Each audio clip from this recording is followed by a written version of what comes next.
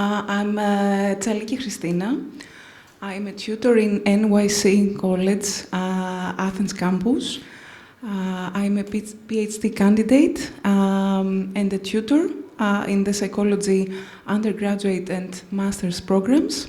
And I'm here today to present to you some of the potential fields that the future psychologist can work in Greece. Please take some notes and please ask any questions that come to mind, okay, in the end of the presentation. I will try to be brief and not tire you with a lot of theory and just, invite you to the beautiful world of psychology. I'm a counseling psychologist. I have studied in University of Athens, Kapodistrian University of Athens, in counseling psychology, in health, work, and educational environments. That involves working with children, working in educational settings, working in health settings like a Ginitio hospital, doing my placement in the child and adolescent medical clinic, and of course research in relevant fields. So what does a counseling psychologist is supposed to do actually in Greece and in UK? Because in NYC we're trying to intertwine the Greek market to the English reality in collaboration with the University of Bolton and Greater Manchester. Counseling psychologists.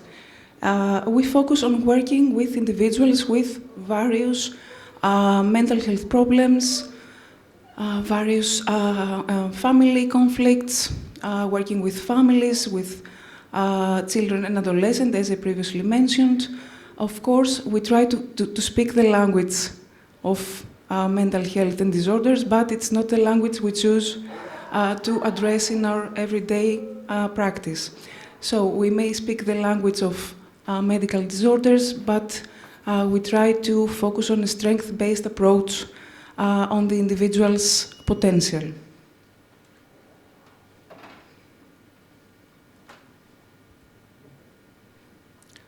As I previously mentioned, counseling psychologists, of course, can work in medical health environments and hospitals, like a Ginitio. So the masters we choose is just a direction. It's not the final destination. Okay, there are a lot of detours that we can make in psychology, and that's the magical thing about it. It's a never-ending journey. It's a work in progress. We can also work in private settings, like a private office. We can surely work within a multidisciplinary environment with other professionals, speech therapists, occupational therapists. It depends on which field you choose to study. So the difference from counseling psychology to the clinical psychology area is clinical psychologists focus on acquiring the diagnosis, on the assessment process. So it's essential that all professionals work together to ensure that they have the full picture of a person that is trying to focus on their personal journey. So clinical psychologists may undertake clinical assessments to explore and investigate a client situation. That is, several tests, questionnaires, projective material, and of course the clinical assessment itself. So in Greece, clinical psychologists again may be working in hospital environments along with health psychologists that I will mention later on, and they may be working, of course, in research and, of course, collaborating with neuropsychologists as well. These fields usually intertwine. Educational psychologists. I don't know if you're familiar with the term. Educational psychologists are basically the psychologists that work in schools. School settings in collaboration with teachers, parents, the community, and are often involved in community work, which is very, very fascinating. And in Greece, it's a work in progress again, and a wonderful field to work upon. Me, myself, being a counseling psychologist working with children and adolescents, are constantly in collaboration with educational psychologists in school environments.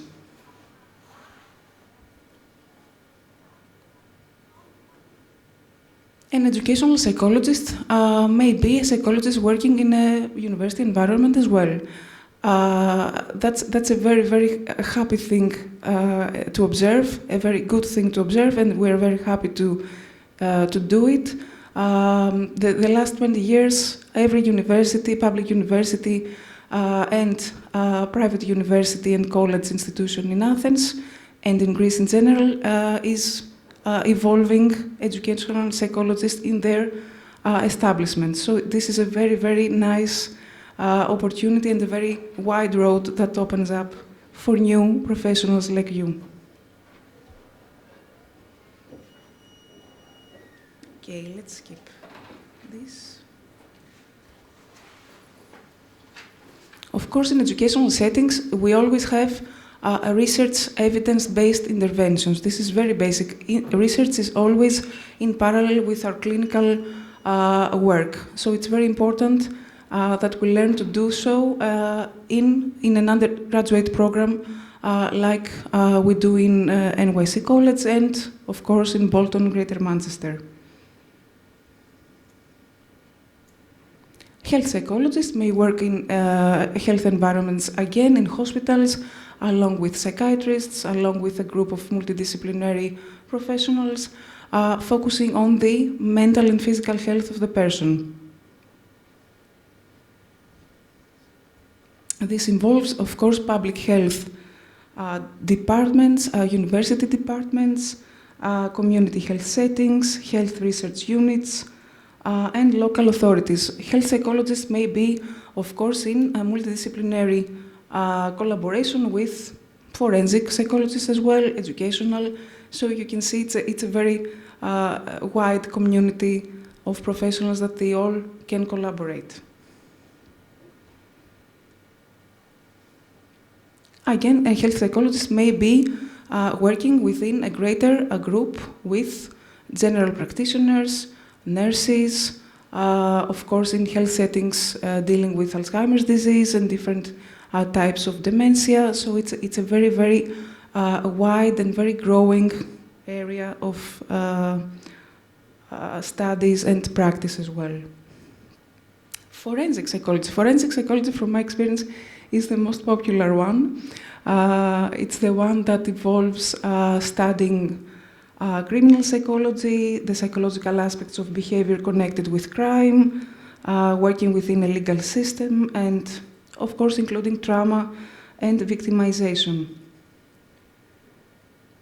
So the role of the forensic psychologist is basically working with people that have been affected by any sort of crime or other legal systems.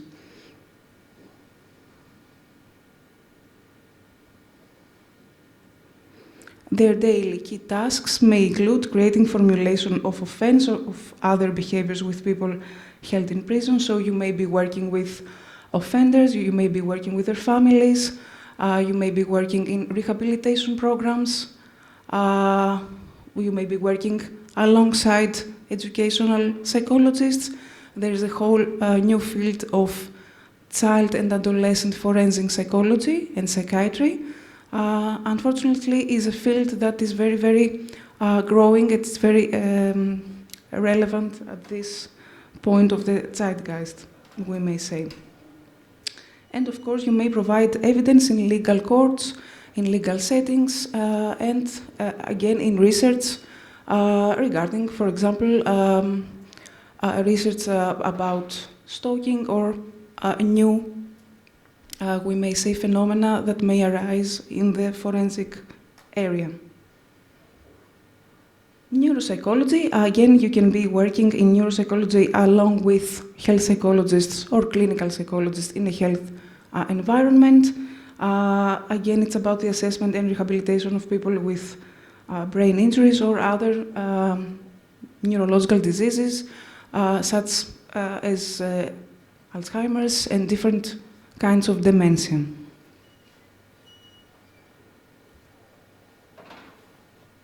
The clinical side of neuropsychology overlaps with the academic part.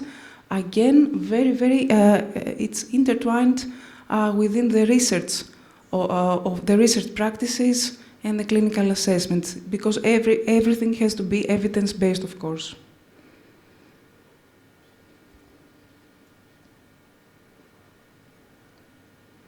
The last one, occupational psychology, as you may gather, is about working in organizations. It's about working about the well-being of in the work environment, the job satisfaction of individuals. It's a very, very growing field regarding burnout practices, regarding work-life balance. As you can see, the work can be advisory, can be teaching, can be coaching, can be a group work, an individual work. There's a whole new field as well there.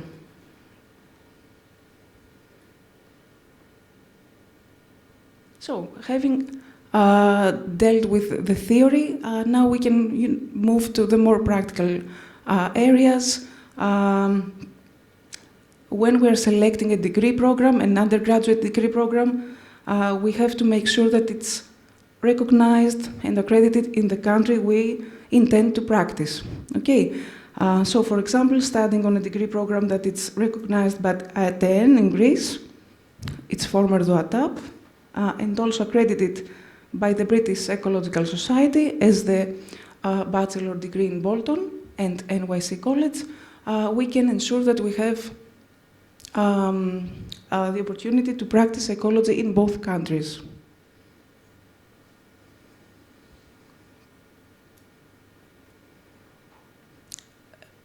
Starting from my point of view, because I can only talk from my own point of view, being a counseling psychologist gave me the opportunity to work as a faculty member, as a tutor in NYC College in Athens,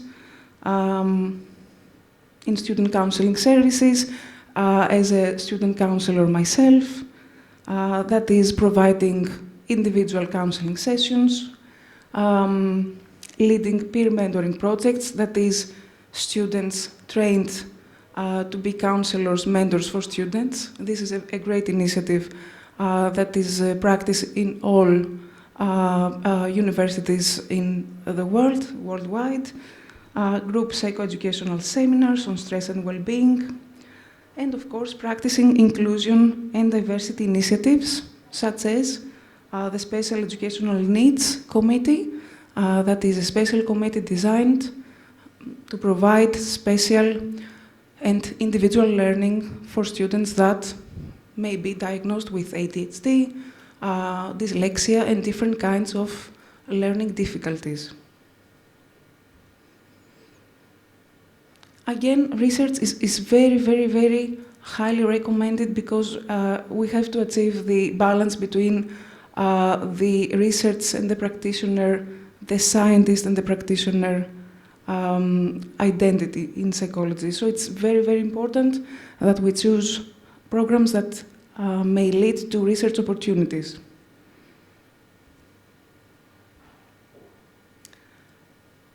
Thank you for your time. I would be happy to reply and answer to questions, and of course provide additional information about the NYC undergraduate program and the masters, because there are undergraduate programs regarding counseling. We give a very, very high emphasis to the counseling aspect, as we mentioned earlier. There's a new bachelor's program that will be running from next October regarding cognitive neuroscience. That's very unique, possibly forensic psychology in the future, and of course the masters that include positive psychology and counseling.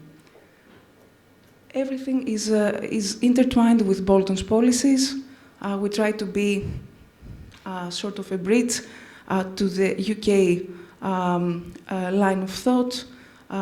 We try to be multiculturally inclusive, and in terms of studying here in Greece and being able to have a sense of what it is to be studying abroad without leaving our country. So that's basically the main initiative.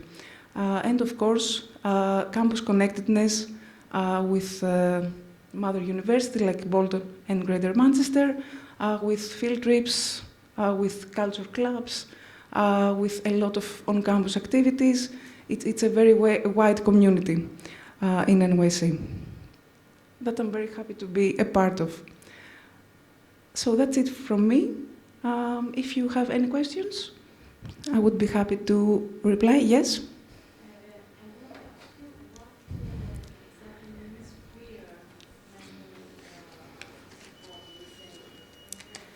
Peer mentoring.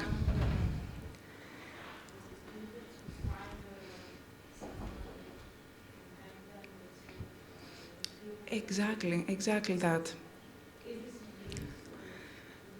Yes. This is a program that is run by me in NYC. This is students caring for students. In all universities around the world, new students are allocated to a peer student, a fellow student that is more mature, and it may be a third-year student, for example, helping a first year, a second year helping a foundation year. And our plan is to being able to allocate a new mentor to every new student that comes to campus. I think it's a very helpful initiative for both mentors and mentees. And it's been happening for years in other countries. It's been running in, I think, for the last 20 years in public universities. I had the joy to be part of the first related program that ran in Kapodistriako in 2008. And now it's running in NYC College for the first time. So we're very glad to be part of. Yeah.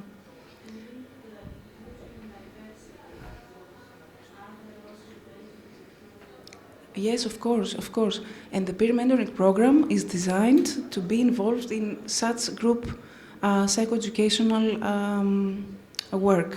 So, because it's another thing to be helped by a counselor, a professional, and another thing to be assisted by a mentor, because they share the same experience. Yeah. Yes, please. Thank you. Thank you. I'm here from the International School of Athens. Thank you. I have a question regarding admissions. Yes. So our graduates, they have two paths they follow. One is the IB diploma, and other graduates follow what we call the college preparatory program. So they either take IB diploma courses, not the full diploma, and then they attain our high school certificate, our high school leaving certificate. Okay, yeah. Which is accredited by the Middle States Association of Colleges and Schools in the US. Now, my question is, for the students who attain the high school diploma without the full IB, if they require the Greek isotymia, so that is an additional component which some students sit in order to get the isotymia with the apolitήριο. Is this required? I'm sure the admissions office and the career office may be more adequate to answer this question.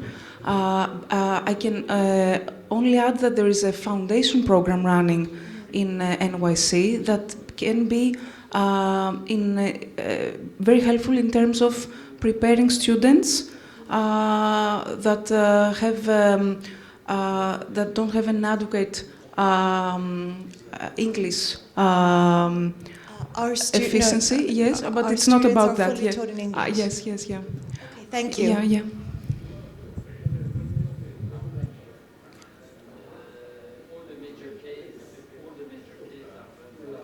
Any other question? Regarding different fields,